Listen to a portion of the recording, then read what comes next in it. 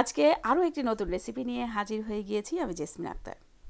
আসসালামু আলাইকুম, স্বাগতম জেসমিন রোসুই ঘরে। আজকে আপনাদেরকে তৈরি করে দেখাবো টেরামিসু রোল।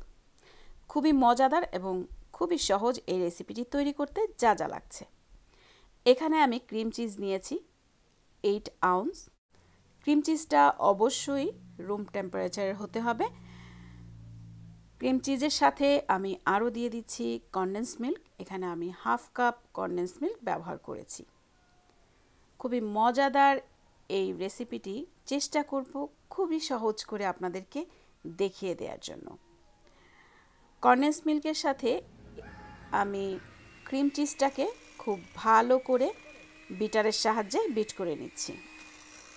হেভি ক্রিম আর কনডেন্সড মিল্কটা খুব ভালো মতো বিট হয়ে যাবার পরে এর ভেতরে আমি দিয়ে দিচ্ছি হেভি ক্রিম।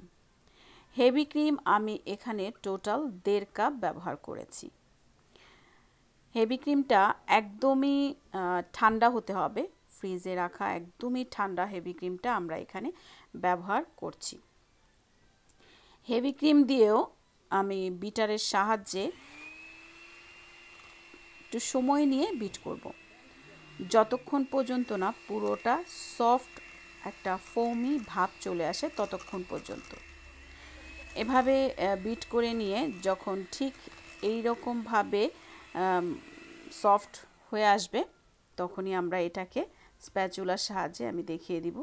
ঠিক এরকম হয়ে যাবার পরে এবার এটাকে সাইড করে রাখব। এবার একটা বলে 2 কাপ পানি নিয়ে সাথে 2 table spoon coffee, instant coffee দিয়ে দিচ্ছি।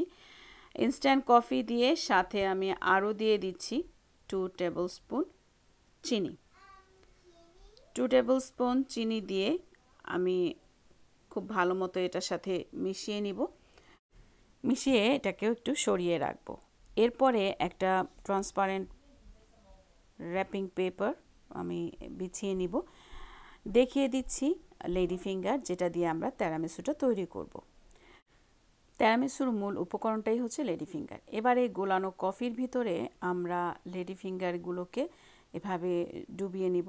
একটু ডুবিয়ে মানে চট করে তুলে ফেলবো। তুলে এবার র্যাপিং পেপারের উপরে ছড়িয়ে দিব।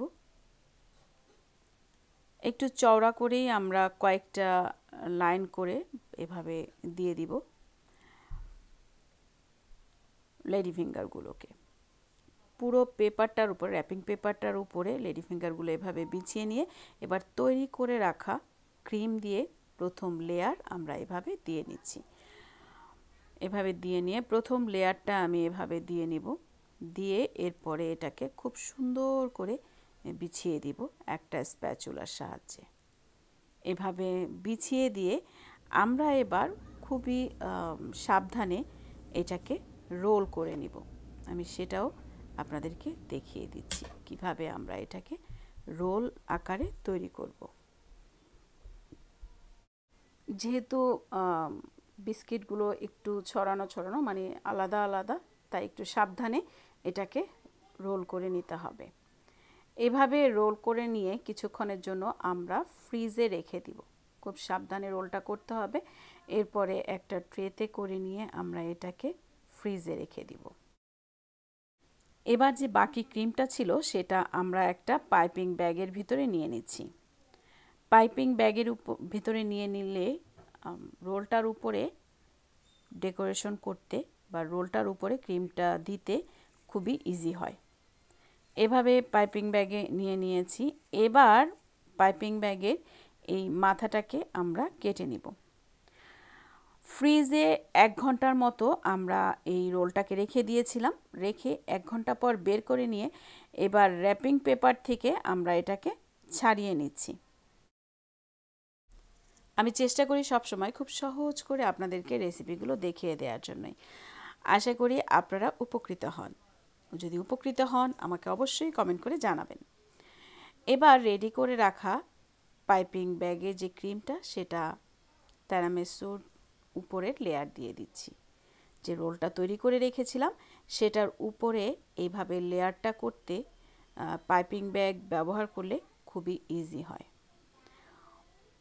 পুরো রোলটাকে এভাবে ঢেকে নিয়ে মানে ক্রিম দিয়ে কভার করে দিয়ে এরপরে একটা স্প্যাচুলার সাহায্যে আমরা এটাকে সমান করে দিব। স্প্যাচুলা ব্যবহার করলে ক্রিমটাকে খুব সহজভাবে সমান করে নেওয়া যায়। এভাবে পুরো রোলটাকে ঢেকে নিয়ে আমরা এরপরে এর ভিতরে দিয়ে দিব, মানে এর উপরে কোকো পাউডার ছিটিয়ে দিব। এভাবে একটা ছাঁকনিতে কোকো পাউডার নিয়ে ঠিক এভাবে শেক করে করে আমি পুরো রোলটাকে কভার করে দিব।